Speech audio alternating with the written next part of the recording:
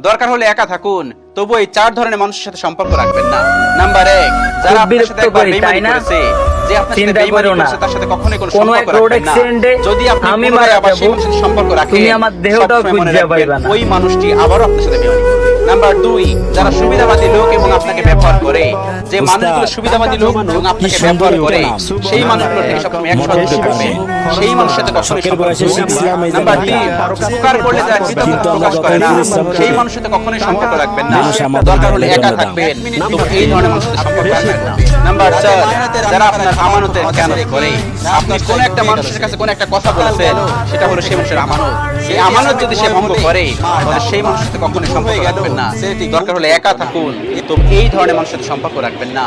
বিড়ি খাইও না রে বন্ধু, বিড়ি খাইও না, বিড়ি খাইলে তোমার সনে পীড়িত করব না। হারে বিড়ি খাইলে তোমার সনে পীড়িত করব না। ও তোর পীড়িতের মুষ্টি মারি বিড়ি ছাড়বো না, তোর পীড়িতের মুষ্টি মারি বিড়ি ছাড়বো না। পীড়িতের চাই বিড়ি ভালো কবর রাখো না, পীড়িতের চাই বিড়ি ভালো কবর রাখো না। এই যে আমার মামলাটা দিল, আমার মামলা দিয়ে দিচ্ছে, আমার একটা মামলা খাওয়া আছে, 6,000 টাকার একটা মামলা আছে খাওয়া, তারপর আমাকে মামলা দিয়ে দিচ্ছে। আমি সরকারে কি ক্ষতি করছি আপনি আমার এটা বুঝাইবেন? আমি কি রাস্তায় মাল ফেলাই দিচ্ছি, রাস্তা আটকাই দিচ্ছি মাল ফেলাই? আপনি আমার এটা বুঝান আগে, আপনি আমার এটা বুঝাইবেন।